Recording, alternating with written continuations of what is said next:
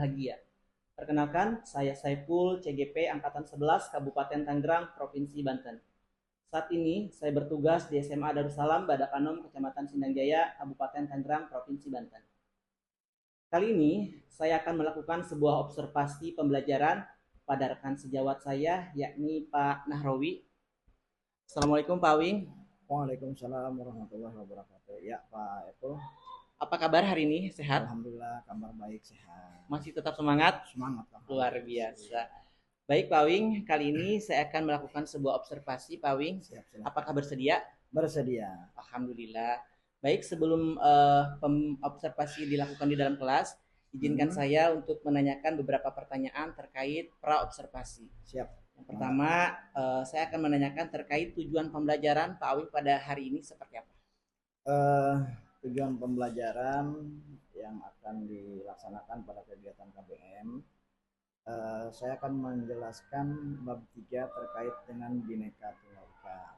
Nah, tujuan pembelajarannya, peserta didik setelah mempelajari bahasan ini diharapkan yang pertama memahami makna Bhinneka Tunggal Ika, kemudian juga memahami sejarah terkait dengan Bhinneka Tunggal Ika. Kemudian yang terpenting adalah setelah mempelajari, mereka memahami bahwa Indonesia ini adalah negara yang luas, negara yang beraneka ragam, perbedaan-perbedaan di dalamnya, dan mereka mampu hidup rukun di dalam perbedaan itu. Itu harapan yang sangat penting, tujuan pembelajaran yang ingin disampaikan, dan mudah-mudahan anak bisa mengaplikasikan, menerima perbedaan yang ada dalam kehidupan sehari-hari. Baik. Berarti untuk kali ini mata pelajarannya adalah pendidikan Pancasila. Di kelas berapa Pak Wi? Di kelas 10A. Karena kebetulan saya hari ini ada jadwal di kelas 10A. Baik. Selanjutnya, pertanyaan berikutnya yaitu area pengembangan yang hendak dicapai itu seperti apa nantinya?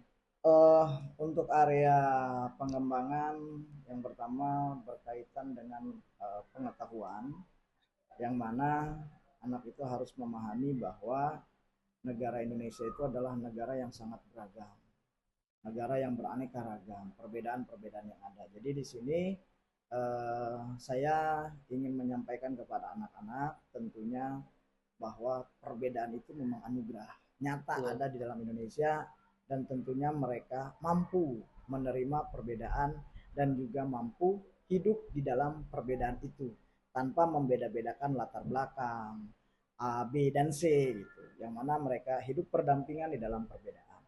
Itu harapannya. Luar biasa sekali Pak Wing ya. Baik, ya. Berikutnya strategi yang dipersiapkan Pak Awing sendiri untuk pembelajaran pada kali ini di kelas 10 itu seperti apa Pak?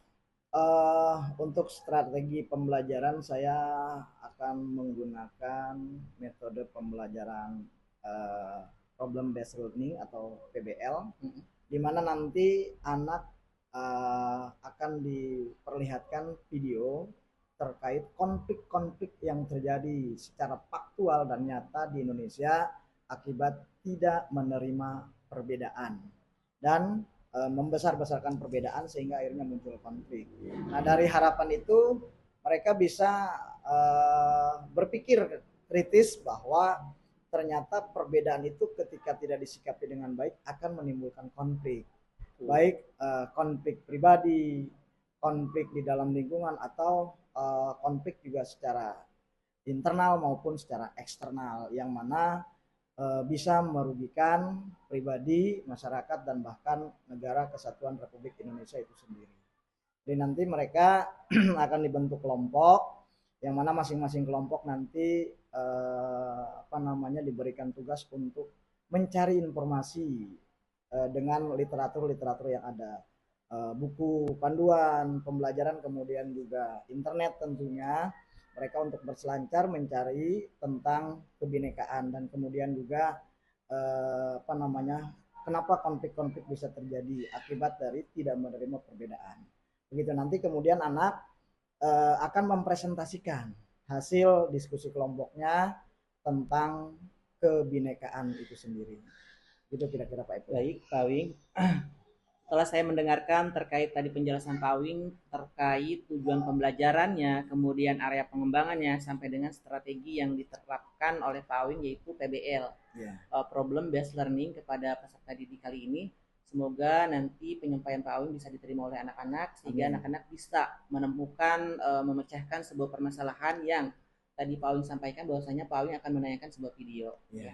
Sudah siap hari ini ya? Siap.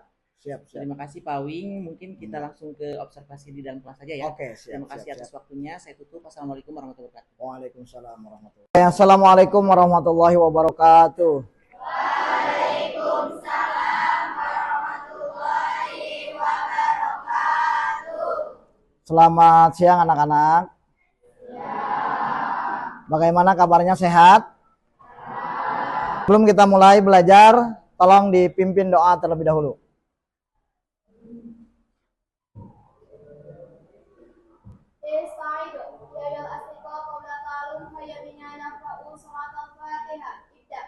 Sudah siap untuk belajar? Siap ya? Oke. Mulai. Terlebih dahulu Bapak ingin tanya, apa sih yang kamu ketahui mengenai Bhinneka Tunggal Ika? Ya. Berbeda-beda tetapi tetap satu. Agama di Indonesia itu beda suku bangsa, bahasa, kemudian mata pencaharian dan lain sebagainya. Tetapi rujukannya satu. Walaupun perbedaan itu ada, tetapi kita harus mampu hidup bersama dalam satu wadah yang diberi nama Negara Kesatuan Republik Indonesia. Tujuan pembelajaran, nah di sini kita akan yang pertama adalah mengetahui apa makna Bhinneka Tunggal Ika, kemudian juga bagaimana tuh latar sejarahnya terkait dengan Bhinneka Tunggal Ika. Tujuan pembelajarannya menjelaskan keberagaman dalam bingkai Bhinneka Tunggal Ika. Kemudian juga yang paling penting, kalian mampu mengaplikasikan, menerapkan hasil pembelajaran kali ini dan menerima bahwa perbedaan itu ada, nyata. Dan perbedaan anugerah pemberian dari Tuhan. Perhatikan ya.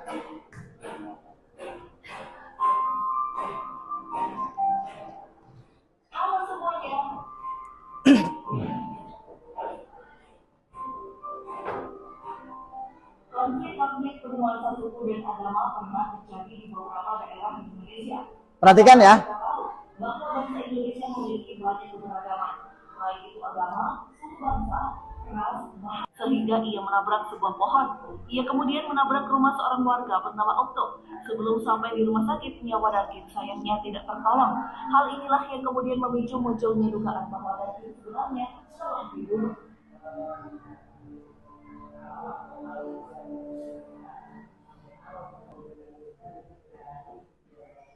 Oke, sudah dilihat, didengar, diperhatikan. Oke, adakah komentar terkait dengan video tadi? Bapak ingin mengetahui ya kemampuan awal kalian sebelum proses pembelajaran. Ada yang tadi ingin berkomentar terkait video tadi? Ada? Ada? Yang mau memberikan komentar?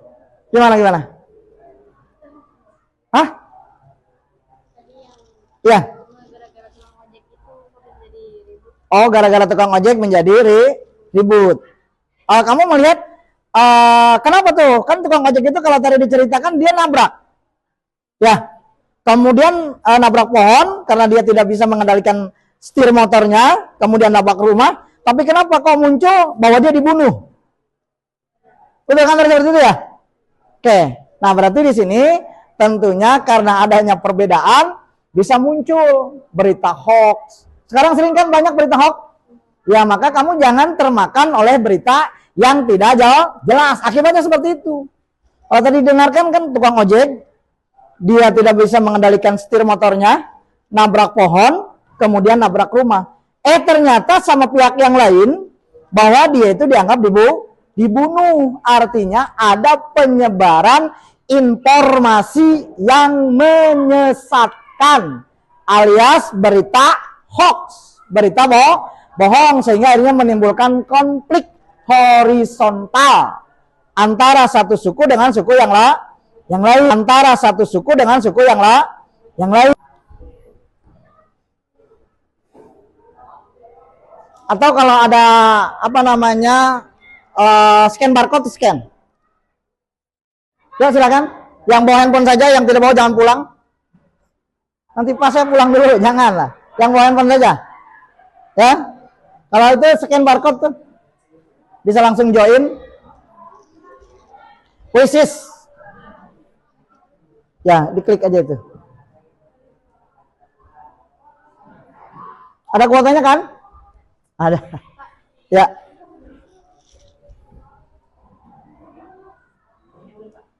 Mana? Ya, klik aja. Nanti masukkan kodenya tuh ya, 743935. Pertamanya Halimah, juara keduanya Nur Hidayani, juara ketiganya Nurul Aini. Yang laki-laki mengalah ya? Iya. Yang pertama, kamu mencari tentang Bhinneka Tunggal Ika. Apa itu maknanya? Kemudian bagaimana sejarahnya? Terdapat di dalam buku apa? Itu ya, kamu cari tahu, gunakan handphonenya untuk sebagai sumber literasi untuk memahami tentang Bhinneka Tunggal Ika. Bisa dipahami? Oke. Kemudian setelah kamu cari, kamu diskusikan dengan kelompoknya, kamu paparkan, sampaikan masing-masing kelompok. Bisa dipahami? Ada yang ingin tanyakan mengenai tugas kelompok? Ada yang ingin tanyakan? Halo? Bisa mendengar? Bisa. Ada yang ingin tanyakan? Tidak ada. Oke, kalau tidak ada, silakan dikerjakan. Di berbagai literatur yang ada, silakan untuk disampaikan terkait dengan Bhinneka Tunggal Ika. Ada? Kelompok 4 sudah bisa menyampaikan? Belum. Kelompok 3? Belum juga. Kelompok 2? Kelompok 2 sudah bisa menyampaikan? Silakan kalau mau menyampaikan. Kelompok 1 keterkaitan dengan secara faktualnya Indonesia itu seperti apa. Kan Indonesia itu beragam, suku bangsa, agama, dan sebagainya. Nah itu harus dikaitkan dengan Bhinneka Tunggal Ika. Jadi seperti itu kira-kira. Kelompok 3 sudah bisa untuk menyampaikan? Belum.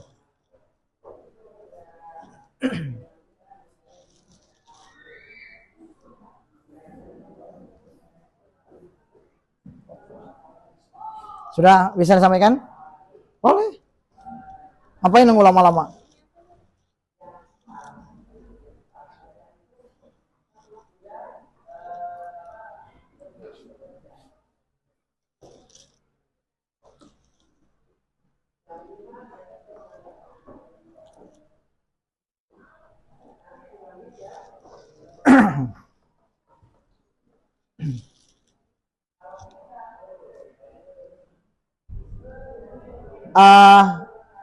Kayaknya waktunya sudah cukup. Coba silakan kelompok mana terlebih dahulu yang mampu untuk mempresentasikan hasil diskusinya atau hasil pencariannya dari literatur yang ada yang berkaitan dengan Bhinneka Tunggal Ika.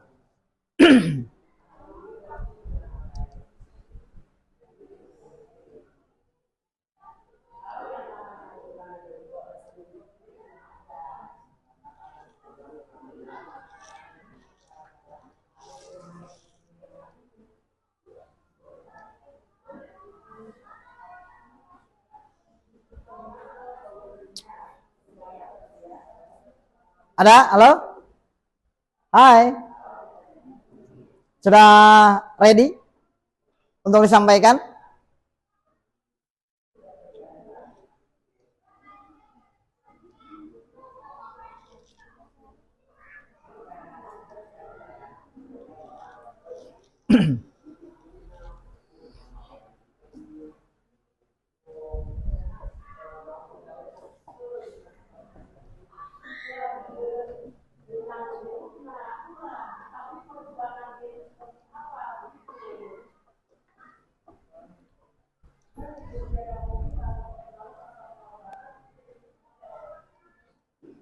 Oke, ada yang sudah siap? Kelompok 2, boleh? Ayo sampaikan. Nggak masalah, nggak masalah. Salah atau keliru hal yang sangat wajar. Karena sejatinya manusia yang baik itu adalah manusia yang tanpa kesalahan. Tetapi manusia yang memperbaiki kesalahannya dan tidak mengulangi kesalahan itu. Itu adalah manusia yang baik. Ingat ya, manusia yang baik itu bukan manusia yang tanpa salah. Tapi manusia yang menyadari kesalahannya, memperbaiki kesalahannya dan tidak melakukan kesalahan. Oke, silakan. Ya.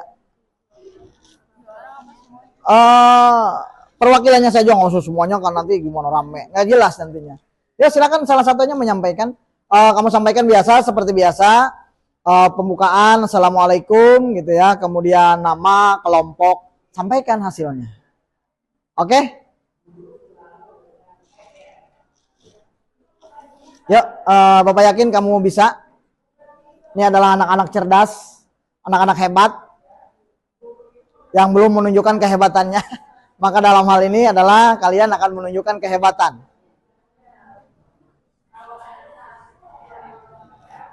Masih mencari?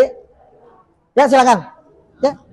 Dorong boleh, dorong boleh. Di situ aja nggak apa-apa, berdiri di situ aja nggak apa-apa. Di situ aja nggak apa-apa. Ya. Berdiri. Mohon yang lain simak. Halo. Mohon yang lain simak. Sebagai bahan juga untuk perbandingan. Ya silakan. Agak dikencengin volumenya. Assalamualaikum warahmatullahi wabarakatuh. Waalaikumsalam warahmatullahi wabarakatuh.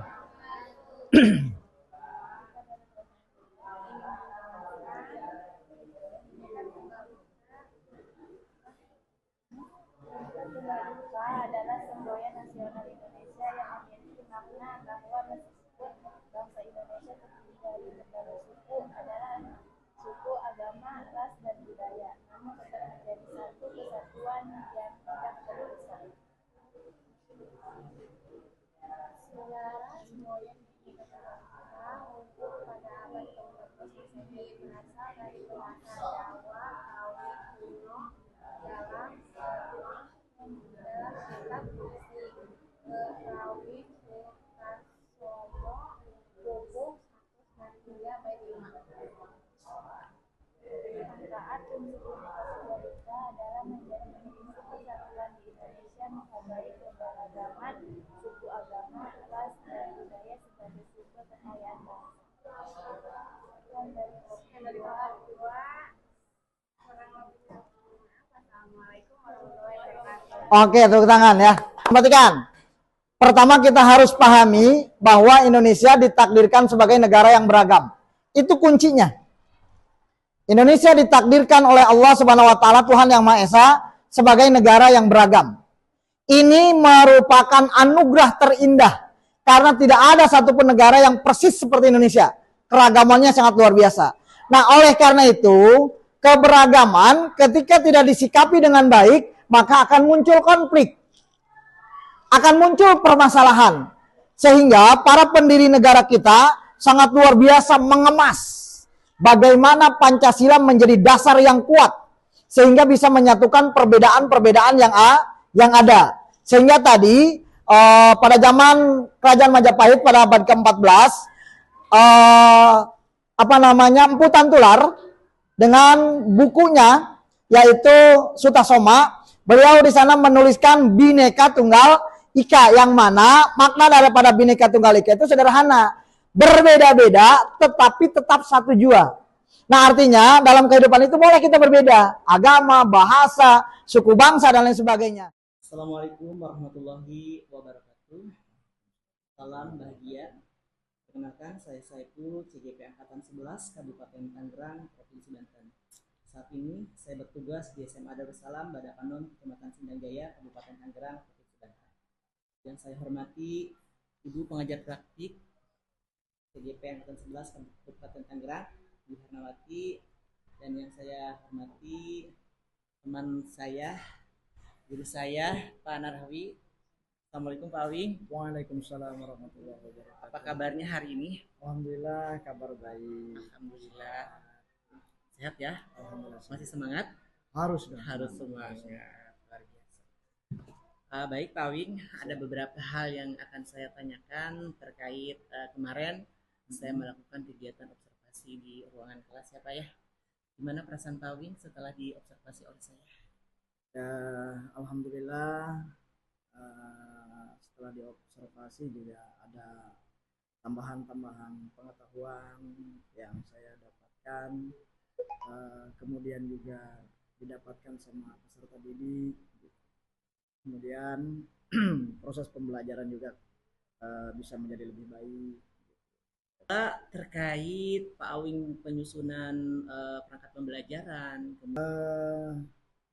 Yang namanya kendala itu dalam suatu kegiatan pasti ada. betul.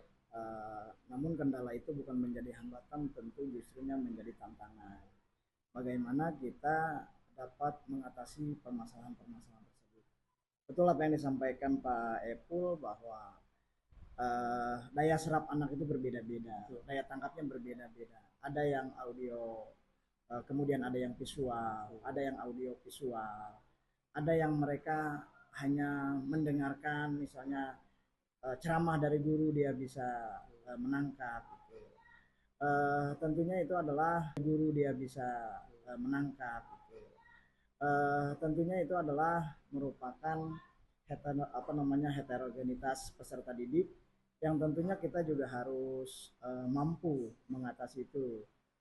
Kemudian juga memang itu jelas menjadi tantangan bagi kita, sehingga terkadang memang guru itu enjoy, merasa bahwa apa yang disampaikannya baik, apa yang disampaikannya bagus, tetapi ketika dilakukan refleksi ternyata ada yang nyangkut, ada yang tidak nyangkut. Nah itu yang kemudian harusnya menjadi rencana tindak lanjut dari guru tersebut, bagaimana di pertemuan berikutnya sedikit demi sedikit itu bisa diatasi. Sehingga di sini guru harus kreatif, harus mampu menampilkan atau membawa perangkat-perangkat yang setidaknya membantu peserta didik untuk dapat memahami. Contoh, ada anak yang visual, tentunya kita harus menggunakan proyektor untuk ditampilkan, bisa video gitu. Kemudian ada yang audio visual gitu kan ya, kita menampilkan video, mereka mungkin bisa memahami dan lain sebagainya. Kemudian juga ada yang audio visual juga ada, kemudian juga mereka ada juga yang belum memahami, maka kita harus sebagai mentor atau sebagai guru harus mampu memberikan penjelasan terkait dengan media-media yang kita tampilkan, tunjukkan kepada mereka, sehingga dengan demikian saya rasa dapat membantu peserta didik untuk mendapatkan pengetahuannya dari berbagai cara mereka menemukan mereka inginkan. Tetapi ketika guru itu hanya bersifat masa bodoh, ya jelas. Contoh misalnya yang visual, kita tidak menampilkan visual, mereka berarti tidak terpenuhi kebutuhannya. Kemudian yang audio visual, kita tidak ada proyektor, kemudian laptop dan sejenisnya kita tidak tampilkan, jelas kebutuhan mereka tidak terpenuhi. Nah, ada yang misalnya hanya mendengarkan saja audio gitu ya, hanya mendengarkan. Kita ceramah ya mungkin masuk, tetapi yang visual dan audio visual tidak masuk. Itu oleh karenanya guru harus mampu secara kreatif bagaimana mendiagnostik terlebih dahulu kebutuhan anak sebelum melakukan proses pembelajaran. Seperti itu Pak Epul kira-kira. Luar biasa ya Pak Awing ya. Dan tentunya saya juga banyak belajar dari Pak Awing ketika pembelajaran kemarin, yang saya lihat begitu kreatif sekali Pak Awing menyiapkan pembelajaran ya. Mulai dari video pembelajarannya, kemudian sampai dengan kuis interaktif yang bisa memacu anak-anak peserta didik untuk lebih giat gitu ya, lebih aktif ketika pembelajaran di kelas. Nah, yang saya tanyakan kemarin ketika saya melihat Pak Awing mengajar di kelas, ketika Pak Awing merespon kepada anak-anak untuk memberikan sebuah tanggapan dari salah satu video yang ditayangkan, itu masih aja ada anak yang tidak mau merespon untuk mengungkapkan pendapatnya, untuk mengungkapkan gagasannya gitu ya. Nah, strategi seperti apa yang harus Pak Awing lakukan untuk merangsang anak-anak supaya lebih kritis, supaya lebih aktif, supaya lebih mau mengungkapkan pendapatnya ketika berada di ruangan kelas gitu, seperti apa Pak? Oke. Memang walaupun kita sudah mempersiapkan perencanaan pembelajaran dengan baik, kemudian juga melaksanakan perencanaan dengan baik, sudah dipastikan ada yang mampu merespon dan ada yang tidak mampu merespon. Sebenarnya pada dasarnya bukan anak yang salah, bukan anak yang tidak mampu, tetapi memang kita tidak mampu membangkitkan gairah anak sehingga anak merespon dengan baik. Nah, memang itu terkendala kalau saya perhatikan ketika mengajar mental anak. Sebenarnya anak itu bukan tidak mampu, anak itu mampu, tetapi mental untuk menyampaikan itu keberaniannya ya kurang, gitu. Sehingga akhirnya apapun yang ada di pikirannya ketika mereka tampil ya akan hilang, karena memang mentalnya banyak yang kurang siap. Tetapi ketika mental anak itu siap, walaupun dia misalnya hanya memiliki pengetahuan ala kadarnya, tapi mentalnya siap, maka pengetahuan itu akan dieksplor oleh anak tersebut. Memang itu yang menjadi kendala, boleh dikatakan, atau tantangan, bagaimana anak itu mampu menyampaikan, mengaplikasikan atau mengkomunikasikan hasil diskusinya, hasil belajarnya. Ya memang itu yang saya rasa memang kendala yang lumayan cukup agak menjadi perhatian gitu. Sehingga sebenarnya pada dasarnya tidak ada anak yang bodoh, gitu. Tidak ada anak yang tidak cerdas. Semua anak itu cerdas. Memang terkadang kita sebagai pendidik selalu mudah gitu. Menjustifikasi, oh ini anaknya, tapi kita jarang mengintrospeksi diri. Padahal anak itu kan sebagai bahan, tergantung yang membuat bahan itu. Tapi ketika misalnya kita mengajarnya dengan cara yang baik, ramah, kemudian menghargai, menghormati, saya yakin itu akan muncul. Memang yang menjadi tantangan terbesar dalam hal ini adalah keberanian anak untuk menyampaikan pengetahuannya, gitu, hasil belajarnya. Itu saja yang sebenarnya menjadi kendala yang lumayan cukup unik dan cukup menjadi bahan perhatian, gitu. Sehingga anak tidak bisa mampu mengekspresikan kemampuannya. Pada dasarnya tadi yang saya garis bawahi bahwa tidak ada anak yang bodoh, tidak ada anak yang tidak cerdas. Kenapa anak tidak mampu? Ya mungkin kitanya dalam menyampaikan materinya tidak sesuai dengan harapan yang mereka inginkan. Begitu kira-kira Pak Epul. Luar biasa Pak Wing ya, berarti ini adalah sebuah PR kita bersama. Betul. Ya, untuk menggali lagi supaya anak bisa mengungkapkan gagasannya ketika diberikan pertanyaan, siapa yang ingin memberikan komentar terkait video yang kita tampilkan gitu ya. Mungkin kita akan lebih menekankan anak untuk terus mengasah literasi mereka ya. Betul. Supaya ketika pembelajaran kita mulai, kemudian kita memberikan pertanyaan pematik kepada peserta didik, dan peserta didik sudah siap dengan gagasan, dengan pendapat yang mereka ungkapkan nantinya, Pak ya. Siap. Baik Pak Awing, banyak sekali pencerahan dari Pak Awing ya terkait pembelajaran kemarin dan juga terkait tadi yang sudah dijelaskan oleh Pak Awing. Tentunya ada sesuatu tindak lanjut nggak untuk menangani peserta didik yang tadi itu? Dan bahkan saya melihat kemarin itu ketika pembelajaran di kelas, anak-anak itu lebih cenderung didominasi oleh anak perempuan yang lebih berani gitu ya, dibandingkan dengan anak laki-laki. Padahal kan kita tahu bahwasanya anak laki-laki ini adalah imam yang nantinya akan menjadi kepala keluarga ketika mereka sudah berkeluarga. Nah, bagaimana cara menyikapi hal seperti itu supaya ketika kegiatan pembelajaran, ketika kita merangsang anak untuk memberikan sebuah gagasannya, semuanya merata, baik anak laki-laki iya, kemudian anak perempuan iya, seperti apa? Tentunya tadi ketika kita melakukan satu tindakan, melakukan satu kegiatan, jelas harus ada evaluasi. Betul. Jadi evaluasi itu bukan hanya ke peserta didik, gurunya pun harus mampu mengevaluasi. Atau dalam hal ini adalah evaluasi diri lah, introspeksi diri, dengan melihat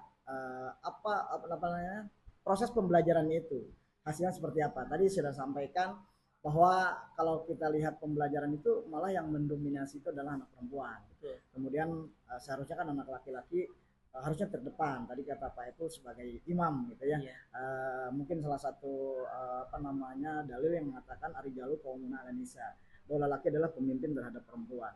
Tetapi pada faktanya memang hampir di semua lini atau hampir di semua lembaga itu perempuan memang sekarang sedang eksis-eksisnya mendominasi. Kemudian entah apa penyebabnya juga memang laki-laki justru kurang mendominasi, malah lebih enjoy gitu didominasi oleh perempuan. Nah tentunya tindakan yang akan saya lakukan pertama mengevaluasi perencanaan yang sudah saya lakukan.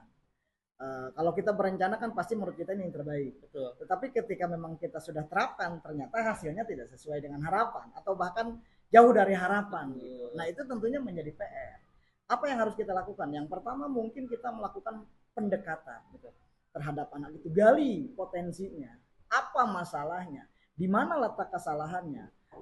Karena tentunya ketika kita mengintrospeksi diri, kita juga harus ada masukan dari pihak lain, terutama dalam hal ini adalah peserta didik, karena mereka yang menjadi objek ketika kita melakukan pembelajaran atau proses pembelajaran. Nah ketika kita sebagai mentor kemudian kita menutup diri terhadap introspeksi atau terhadap koreksi-koreksi dari objek, ya tentunya kita adalah manusia yang paling sombong gitu. Oleh karenanya insya Allah saya akan melakukan pendekatan apa masalahnya, kemudian dibangun kaitan dengan literasinya. Ya memang sudah dipastikan ketika anak atau peserta didik itu tidak mampu mengutarakan secara pengetahuannya sudah pasti literasinya kurang. Dan memang banyak yang mendominasi. Kenapa? Peserta didik sekarang hampir rata-rata gitu didominasi memang tidak mau membaca, tidak mau mencari literasi. Bahkan bukan hanya peserta didiknya, gurunya pun mau tidak mau harus seperti itu. Banyak yang gurunya itu yang merasa sudah mempunyai pengetahuan, merasa sudah mapan, sehingga akhirnya tadi tidak mau membuka diri dan akhirnya menjadi egois. Nah sehingga faktor itulah yang menyebabkan guru juga akan ketinggalan informasi, guru juga akan ketinggalan pengetahuan, apalagi murid yang menjadi objek. Nah ketika objek itu coba kita gali apa masalahnya, di mana letak permasalahannya. Bisa jadi anak tidak mau belajar dengan baik, ada permasalahan keluarga. Bisa jadi anak itu ada permasalahan dengan teman. Sehingga akhirnya mereka ketika melakukan ketika mengikuti pembelajaran tidak konsen. Dan ketika mereka tidak konsen, otomatis dong apa yang disampaikan oleh teman-temannya, apa yang disampaikan oleh guru, ya itu tidak akan masuk. Sehingga untuk rencana tindak lanjut saya yang pertama adalah memperbaiki pola perencanaan pengajaran gitu. Yang menurut kita sudah baik ternyata ketika diterapkan ternyata jauh dari harapan gitu kira-kira. Sehingga kemudian juga kita harus menerima kritik nih dari anak. Apa sih kira-kira D atau K atau A gitu ya. Anak tidak mau belajar dengan baik, ada permasalahan keluarga. Bisa jadi anak itu ada permasalahan dengan teman. Sehingga akhirnya mereka ketika melakukan ketika mengikuti pembelajaran tidak konsen. Dan ketika mereka tidak konsen, otomatis dong apa yang disampaikan oleh teman-temannya, apa yang disampaikan oleh guru, ya itu tidak akan masuk. Sehingga untuk rencana tindak lanjut saya yang pertama adalah memperbaiki pola perencanaan pengajaran gitu. Yang menurut kita sudah baik ternyata ketika diterapkan ternyata jauh dari harapan gitu kira-kira. Sehingga kemudian juga kita harus menerima kritik nih dari anak. Apa sih kira-kira D atau K atau A gitu ya. Apa nih yang menjadi titik lemah Bapak? Bapak ingin merefleksikan yang sehingga menjadi lebih baik gitu. Itu yang pertama kita tidak menutup diri terhadap koreksi-koreksi dari objek atau peserta didik ataupun juga dari guru-guru yang lain. Kemudian yang terpenting adalah kita mau mencari untuk memperbaiki pola perencanaan pengajaran yang baik. Sehingga kalau seperti itu saya yakin akan ada perubahan step by step. Itu Pak Epul kira-kira. Yang tadi sudah saya dengarkan bahwasanya Pak Awi akan mencari titik temu dulu ya terkait kenapa anak ini literasinya kurang. Kemudian Pak Awi juga tidak akan menutup diri untuk selalu meminta refleksi kepada peserta didik ketika akhir pembelajaran. Nah, sekarang saya mau tanya ke Pak Awi nih, dari kemampuan Pak Awi sendiri, kalau Pak Awi menilai sendiri nih dari angka 1 sampai dengan 10, Pak Awi sendiri itu kemampuannya itu sudah mencapai di titik berapa? Wah, kalau seperti itu saya tidak bisa menilai diri saya. Jadi apa namanya, kalau apalagi kalau saya sebutkan misalnya sekian sekian sekian, itu kan ya apa namanya, saya rasa tidak elok. Saya sebagai manusia yang biasa, manusia yang doib, yang tentunya banyak kekurangan. Proses pembelajaran terus saya lakukan, proses mencari informasi-informasi saya apa namanya lakukan, dengan tujuan adalah untuk memperbaiki pengetahuan diri sendiri. Nah, ketika pengetahuan kita sudah baik, otomatis dong objek juga akan ikut baik gitu. Ketika kita mampu menyampaikannya dan mampu menguasainya. Jadi ketika berbicara untuk menilai diri sendiri, saya tidak mampu gitu, karena memang saya merasa doib. Tetapi insya Allah ketika pembelajaran saya berusaha dan selalu berusaha untuk menguasai materi, karena kunci berhasil atau tidaknya si guru atau si mentor yaitu menguasai materi. Ketika guru itu tidak menguasai materi, ya jangan harap murid bisa menguasai materi, kan begitu. Jadi mohon maaf untuk menilai misalnya dari 1 sampai 10 berapa gitu. Saya tidak mampu dalam bisa ini, menjawab ya, nilai gitu ya, ya, untuk menilai diri sendiri. Yang ya, bisa menilai diri sendiri hanya ada orang lain orang gitu lain ya. gitu kan. Pak Ipul kemarin sudah melihat Iya, bagaimana ya. apa namanya pengetahuan saya terkait dengan materi yang kemarin disampaikan gitu. Tapi kalau saya misalnya menilai diri, saya tidak mau, karena apa? Saya takutnya egois, saya takutnya sombong gitu ya.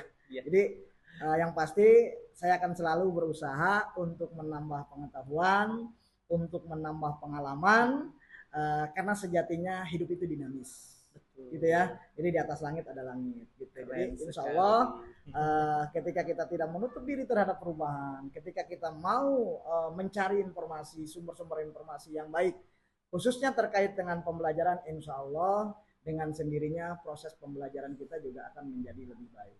Gitu Pak Eko.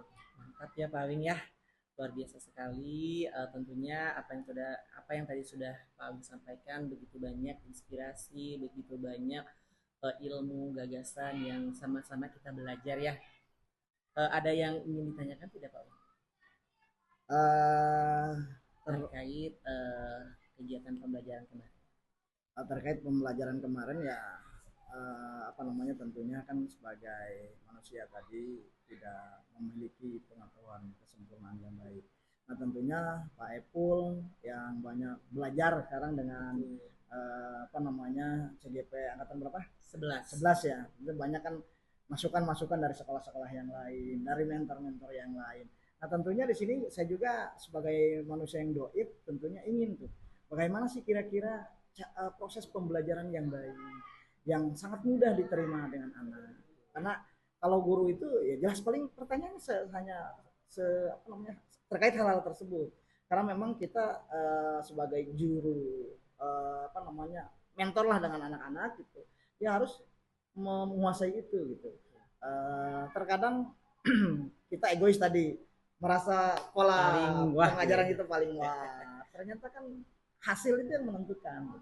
Dalam hal ini boleh kira-kira kiat apa sih yang tentunya Pak Epul bisa sampaikan kepada saya gitu, kemudian menjadi perbendaharaan pengetahuan saya dalam melakukan proses pembelajaran gitu Pak Epul. Terima kasih Pak Wing atas pertanyaannya ya. Tentunya saya di sini adalah manusia yang haus akan ilmu. Saya tidak mau belajar di satu titik, saya ingin mencari titik-titik yang lain, yang mana titik-titik ini akan bisa menambah perbendaharaan ilmu saya ya. Nah, terkait strategi yang harus kita siapkan untuk memancing keberhasilan peserta didik ketika di kelas, tentunya apa yang tadi sudah Pak Awing sampaikan, perbaiki apa namanya perangkat pembelajaran, kemudian media pembelajaran harus lebih variatif. Sebenarnya itu juga sudah termasuk sih. Ya hanya saja mungkin ketika di kelas kita harus lebih paham apa yang dibutuhkan oleh murid gitu sih Pak. Nah, mungkin nanti ketika ada pembukaan atau rekrutmen CGP angkatan berikutnya, saya harap Pak Awing bisa bergabung ya Pak ya. Dan mudah-mudahan nanti bisa ikut gabung juga dengan CGP dengan keluarga besar Guru Penggerak. Mungkin itu saja Pak Awing. Oke Pak Epul.